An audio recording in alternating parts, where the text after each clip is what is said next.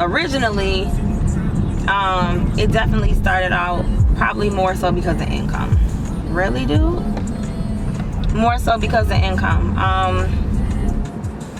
I taught for 12 years as an educator, and although I loved what I did, I was overworked and underpaid. I collected several degrees, and I still couldn't live life. I was existing, basically. And I miss my son's everything. Never got a chance to go to a first day of school. Never had an opportunity to go to a graduation. Never had an opportunity to go on field trips. None of that, because I was in school teaching somebody else's kids while my child was in school. So it just, time didn't allow for it. So time, definitely, and income. Yeah, that's how it started off. But once I got into it, I would definitely have to say, you always hear people say, you know, the journey is better, right? You know, it's about what you become in the process.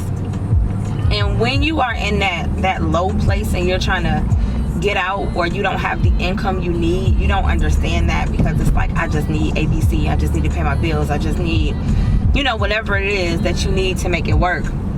So you're really not trying to hear it's about the process. But once you make it financially, whether you have financial relief or whether you have financial freedom, and the income is not an issue anymore, it definitely is about the journey. You learn so much about yourself, you develop so much, you help so many people. It's very rewarding. So I used to drive, and I can't be in here crying. So I used to drive to work almost every single day and cry in the parking lot of the school building for a good 10-15 minutes every day. And I'm not talking about little crying, I'm talking about boo-hoo tears. I would just have it out, and I was miserable. I would it was bad. I think all children deserve a great education, because I don't mean anything negative about the demographic of students I worked with, but I really had a tough job. My fourth graders came to me on a first grade level, and oftentimes, just to be honest, I mean, some of them have seen more than me, been through more than me, can cuss better than me. So it was a lot of just building relationships and breaking through the barriers and all the hurt that these children have been through in order to get them to trust you so you can teach them. So I had to deal with all of that, in addition to the whole income thing, and then just me not being satisfied. I felt trapped inside of those four walls. And so I remember being in my car one day, and I just remember telling myself, like, yo, this is the last day that I'm gonna get up in the morning, drag myself to work, and cry my freaking eyes out. I would sit in the car and cry and sneak through the side door and get up to my classroom and put on my mask, or, you know, whatever I needed to do for my kids. But I was miserable, and I just remember saying, like, it's a wrap, I'm not doing this no more, because I was completely unfulfilled.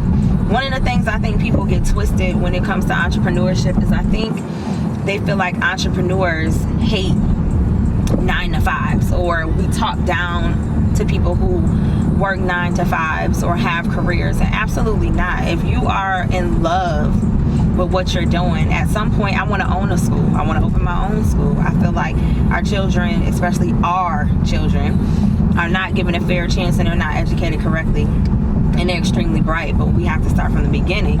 And because I don't want anybody to tell me how to do it, I know I have to own my own school to do that, but I also have to have money to be able to do that.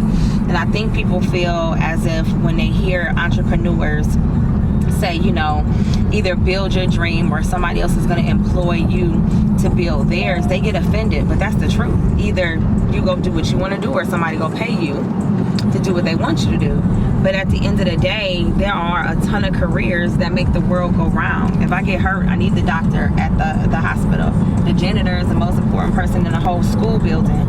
So it's like, Wow. I think they get it twisted. They feel like we're trying to talk down, and that's not it. We're just saying, like, listen, if you're unhappy in your career, go follow your dreams. Because 9 times out of 10, people are unhappy in their careers. They're not satisfied at all. Who is Rebecca Garrett? That is a good question. I don't know if anybody has ever asked me that. Who is Rebecca Garrett? Rebecca Garrett is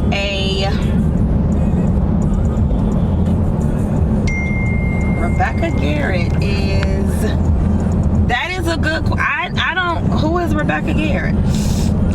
The first thing that comes to my mind is Rebecca Garrett is evolving. Number one, Rebecca Garrett is definitely in a season of evolution. She's a growing woman, originally from Buffalo, New York, where I was born and raised by both of my amazing parents, although not in the same household. And so when I think about who is Rebecca Garrett is Buffalo, New York. Rebecca Garrett is the daughter of Phyllis Ann Cumberlander and Donald Garrett. Rebecca Garrett is the proud mother of an amazing 11-year-old little boy who drives me insane. And Rebecca Garrett is my goal is to be an inspiration, a motivation. That is man.